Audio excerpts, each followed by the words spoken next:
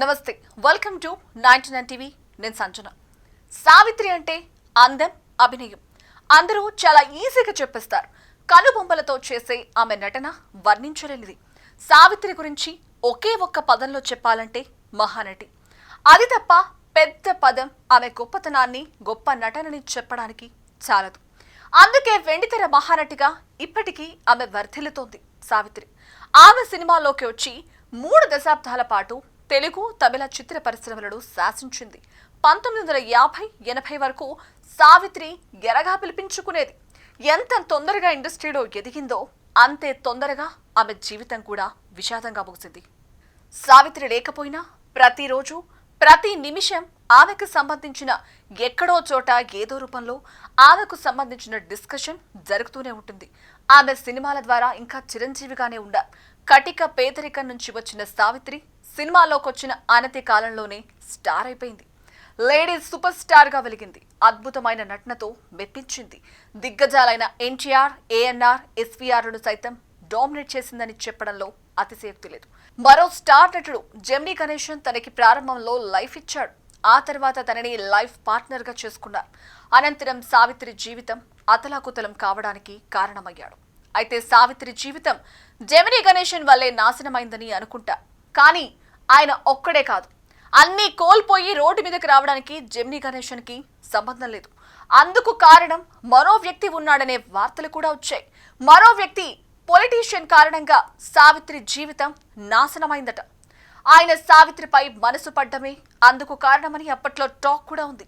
అయితే సావిత్రి జీవితం నాశనం అవ్వడానికి 3వ వ్యక్తి కూడా ఉన్నట్లు తెలుస్తోంది. భర్త పొలిటీషియన్ కాకుండా మరో వ్యక్తి కూడా ఉన్నాడనే సంచలన విషయం బయటకొచ్చింది. జెమినీ గణేశన్ సావిత్రిని 3వ భార్యగా చేసుకున్నాడట. అప్పటికే ఆయనకు అలిమేలు, పుష్పవల్లి అనే 2 భార్యలు ఉన్నారని మొదట సావిత్రికి తెలియదని, ఆ తర్వాత తెలిసినా ఏం చేయలేకపోయిందని తెలిపారు. ఈ సందర్భంగా సావిత్రి లైఫ్ డిస్టర్బ్ కావడానికి జెమినీ గణేశన్ మాత్రమే కాదు, మరో రాజకీయ నాయకుడు కూడా ఉన్నాడని తెలిపారు. జెమినీ గణేశన్ తో గొడవ అనంతరం ఒంటరిగానే సావిత్రి ఉంది. భారీగా ఆస్తులుండడంతో ఆమె మహారాణిలా రాజ్యభోగాలు అనుభవించింది. ఇక ఆ సమయంలోనే ఓ పొలిటీషియన్ ఆమెపై కన్నేసి తనను లోబర్చుకోవాలని చూశాడట.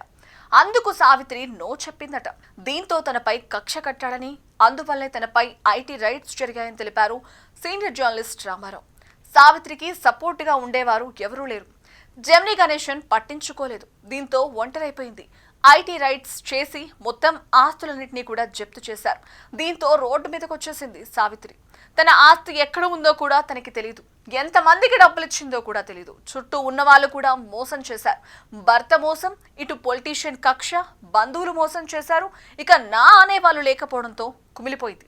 డిప్రెషన్లోకి వెళ్లి మందుకు బానిసైంది. ఆ తర్వాత ఆసుపత్రిలో కోమాలోకి వెళ్లి కొన్నాళ్ల తర్వాత కన్నుమూసింది. అయితే భర్త పొలిటీషియన్ కాక మరో అజ్ఞాత వ్యక్తి కూడా సావిత్రి జీవితంలో ఉన్నాడట. మలయాళ కెమెరామెన్ శేఖర్ అనే వ్యక్తి కూడా సావిత్రి జీవితం తలకిందులు కావడానికి కారణమట. ఇక ఈ విషయాన్ని వింజమూరి వెంకట అప్పారావు అనే వ్యక్తి తన ఫేస్బుక్ లో రాసుకొచ్చారు. సావిత్రి దుస్థితికి కారణం జెమినీ గణేశన్ అని చాలా మందికి ఒక అపోహ.